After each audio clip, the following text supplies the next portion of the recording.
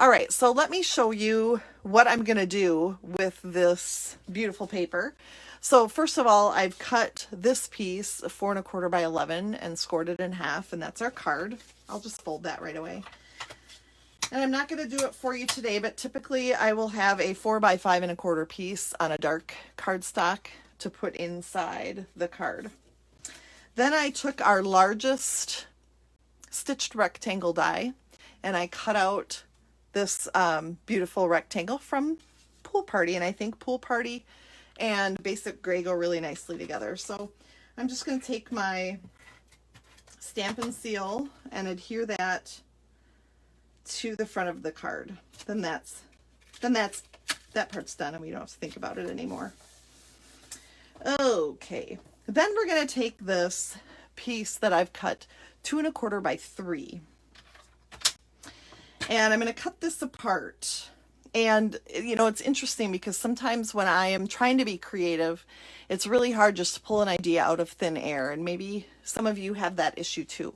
So if you go on Pinterest and type in card map or card layout map, then it will bring up these card layouts, and it doesn't have any color or paper, designer series paper to them.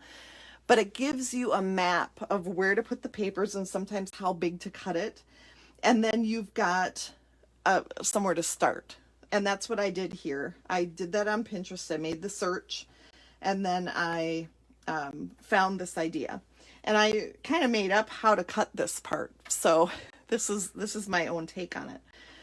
So the 2 1/4 by 3, I'm going to put one point in my cutting groove on my paper trimmer, and the other point on the same long side is going to go at the 3/4 of an inch mark, and then I'm going to trim that off. And this actually then I am going to discard.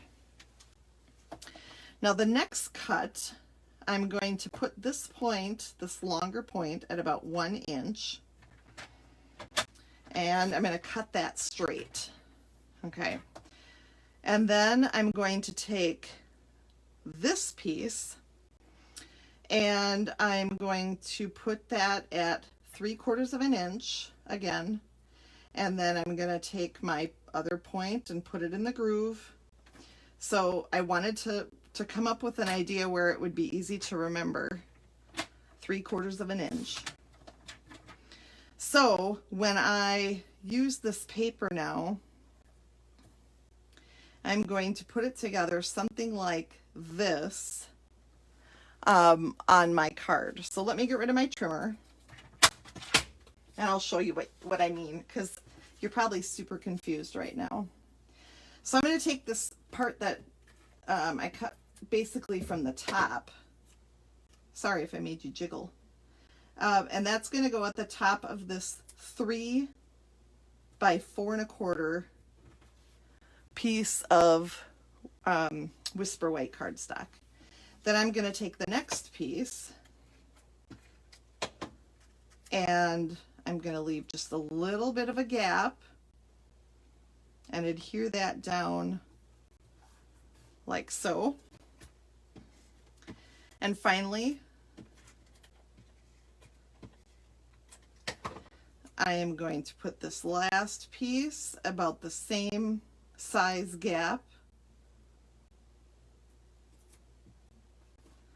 right like that, and then I'm going to bring this in and adhere that to the center. And I wanted it to be something you could do for a guy, you know, something not with ribbons or anything frilly or fancy, but just plain. And then I'm just going to bring in my Free as a Bird stamp set and my Basic Gray ink pad, and all I did was I wanted to take the Thanks for Being You and just stamp that right down here at the bottom. And that's it. Look at how clean and simple the lines are on here, and I love the gray for clean and simple. And I just think you can leave it like that. Can you leave it like that?